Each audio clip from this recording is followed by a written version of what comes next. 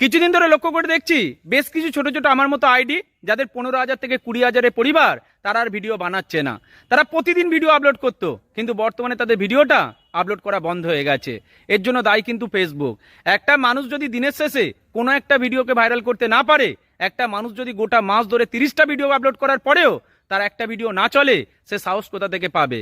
আর এই ফেসবুকের সিস্টেমটা আমার সত্যি ভীষণ খারাপ লাগে। আমিও অনেক সময় দেখেছি যে ভিডিওটাকে আমি সবচেয়ে সুন্দর করে বানাই সেই ভিডিওটাতে লাইক হয় 5,000, কিন্তু যে ভিডিওটার উপর আমি গুরুত্ব কম রাখি সেই ভিডিওটা মিলিয়ন হয়ে যায়। এটা কিন্তু সবচেয়ে বেশি খারাপ।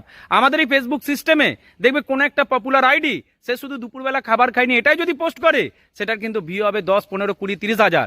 আর কোনো একটা মেয়ে সারা দিন ধরে খেটে একটা ভিডিও আপলোড করলে তার ভিডিওতে লাইক হবে মাত্র 10টা। এই নিয়মটা কেন? যদি লাইক দিতেই হয়, যে যোগ্য ভিডিও করছে, যার ভিডিওর মধ্যে গুরুত্ব রয়েছে, যার ভিডিও সুন্দর হবে তাকে দাও। শুধুমাত্র পপুলারিটি আইডি দেখেই তাকে যদি লাইক দিতে থাকো, তাহলে ছোট ছোট আইডিগুলো একটু একটু করে শেষ হয়ে যাবে। এটাই সত্য। ভালো থাকবেন প্রত্যেকে।